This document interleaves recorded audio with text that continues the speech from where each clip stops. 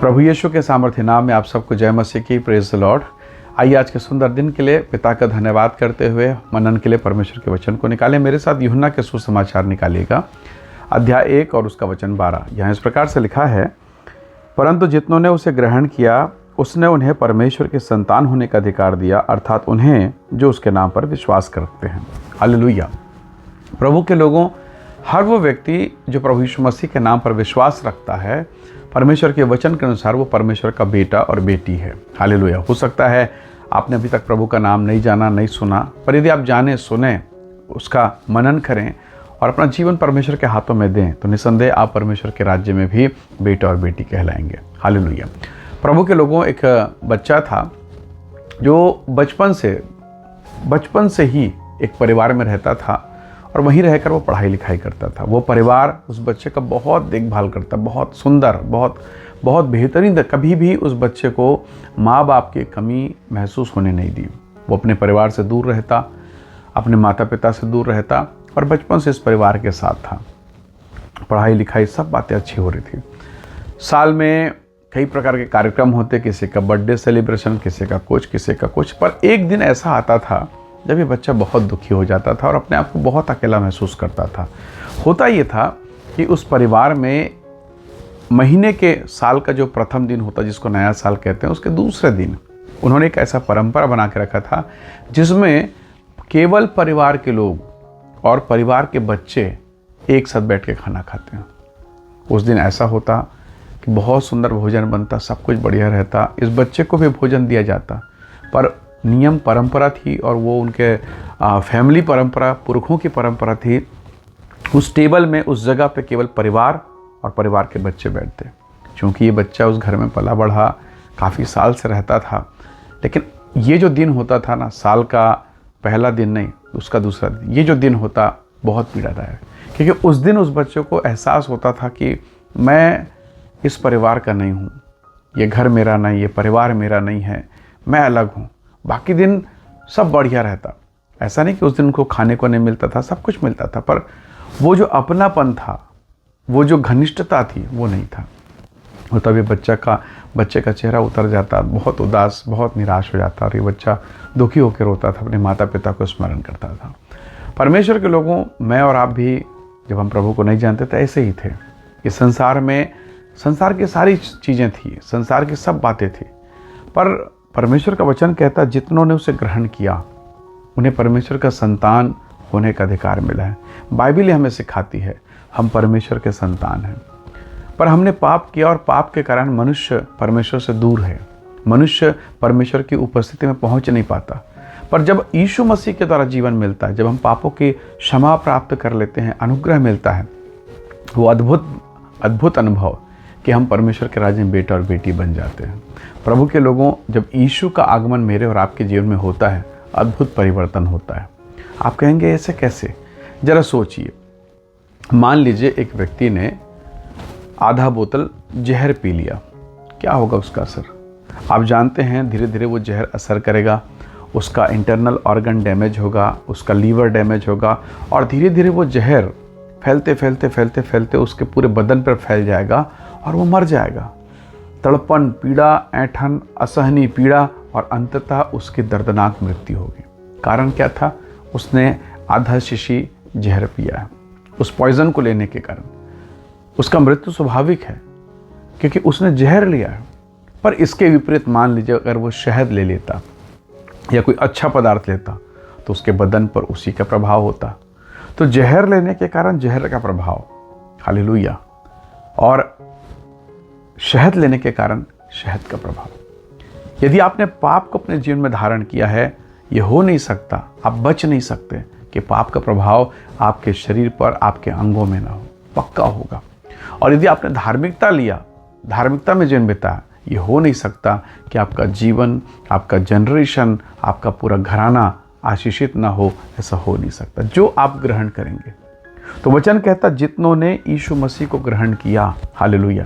यीशु कौन है? यीशु स्वर्ग का परमेश्वर है।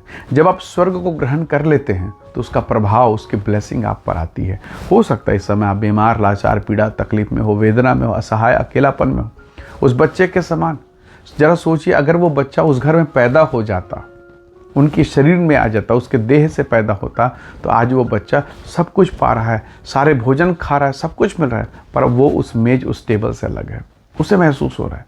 परमेश्वर के लोगों अगर वो जन्म ले लेता, वो सब कुछ उसका था, हालेलुया, वो आनंद उसका था, पर जन्म ना लेने के कारण वो आनंद उसे नहीं मिला। जब मैं परमेश्वर के राज्य में जन्म ले लेता हूँ तो वो सब कुछ मेरा है। मान लीजिए एक छोटे से बच्चे को, एक अनाथ बच्चे को सड़क पर किसी ने फेंक दिया, मान लीजिए विधिवत किसी व्यक्ति ने उसको गोद ले लिया, उसे अपना बेटा बना लिया, अपना वारिस बना लिया, तो वो जो बच्चा गोद में लिया गया है, उसकी सारी भौतिक संपत्ति का वारिस है। हालेलुया। क्यों? क्योंकि उसने ग्रहण किया है। तो प्रभु के लोगों, यदि परमेश्वर ने मुझे और आपको बेटा बनाया है, ग्रहण किया है, तो स्वर्गीय आशीषों के हम हकदार हैं। वो हमारा है, हालेलुया, और कोई छीन नहीं सकता, कोई भी नहीं, क्योंकि वो खुदा ने, वो परमेश्वर ने, प्रभु यीशु मसीह ने मुझे और आपको दिया है। इसलिए तो बाइबल कहती है, जितनों ने उसे ग्रहण किया, ना जाति, ना भाषा, ना कुल, ना कुछ भी नहीं। बाइबल स्पष्ट है, जितनों ने उसे ग्रहण किया, पढ़ा लिखा, अनपढ़, बड़ा, छोटा, अमीर, गरीब, ऐसा कोई फर्क परमेश्वर के वचन में कहीं भी नहीं लिखा है।